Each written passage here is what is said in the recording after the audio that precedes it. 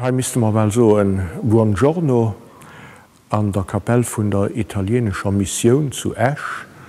Die huet eng ganz lang Geschicht. An den 1890er Joren kom eng ziemlich groß Abwanderungsfäll vun Italien hai op Esch am Zusammenhang mat der Eisenindustrie.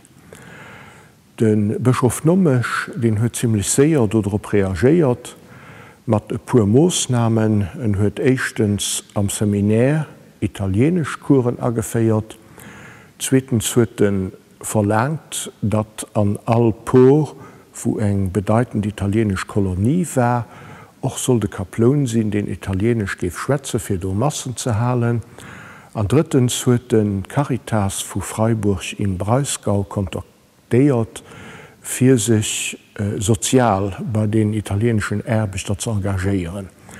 Dat waren der kurz no 1900 am Kanton Esch schon 8000.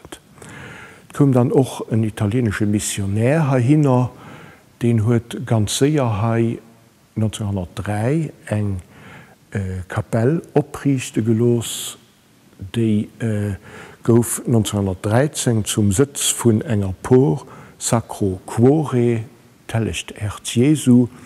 Dat war awer eng Por net nëmme fir d'Italienere Läng, méi och fir d'Lützebuer, die am Quartier hai gewohnt hun. Die Situation die huet ziemlich lang gedauert. Bësselche mich spät hunn die italienisch Missionären hai den Hotel Sabatini opkaft.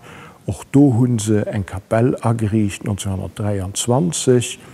An die Eichtkapell, die ass kurz drop wächgerat gin, fir der Kirch Sacré-Cœur, also nach enker Herz Jesu Platz zu machen. Und dat war dann noch eigentlich Kapell fir die italienisch Communautéit, die et hai gouf. Da das ganz gut gangen bis nom Zweite Weltkrieg.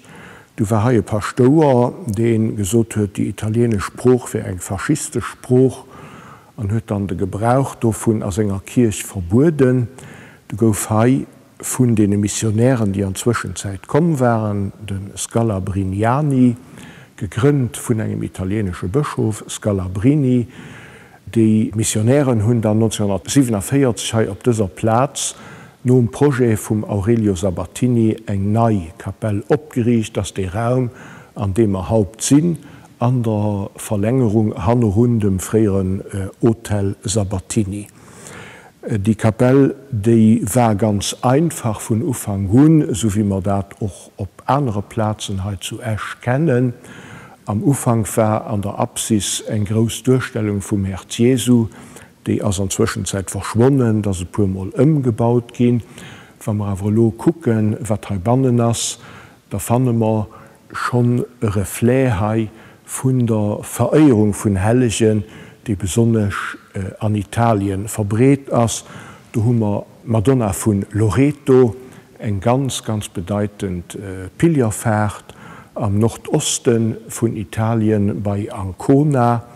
Die Madonna, die gëtt vereiert an der Santa Casa, dem Heiligen Haus, wär der Tradition no vun Engelen aus Palästina an Italien bruecht gin ass.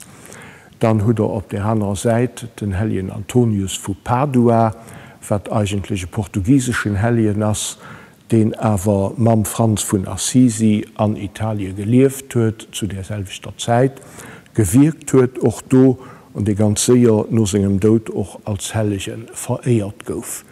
Dann hummer den Heiligen Padre Pio an engem Medaillon, dut och eng Durchstellung vun dem Papst Jean-Paul II. Also alles Heiliger, die man besonders am Zusammenhang mit der italienischer Frömmigkeit kennen. Dann as woch eng Durchstellung do vun der Heiliger Theresia vun Lisieux, die jo besonders am Ufang vom 20. Jahrhundert méi sterk verehrt gin ass. Die Kapellhai ass nach Haut e wichtigen Zentrum, vielleicht nämlich direkt für italienische Familien, mehr für Familien, die so eng Origin hunn. Dat huet zu Esch eng ganz stark Tradition behal, auch an der Spruch, die nach ganz viel an der Familie praktiziert gëtt, so dat dann noch regelmäßig Gottesdenkster aufgehalten gin ab italienischer Spruch. Dann ass awer nach Apps Neues dabei kom durch die portugiesisch Immigration och die Leiit de ginn vun denen Scalabriniani Missionären reliis betreit.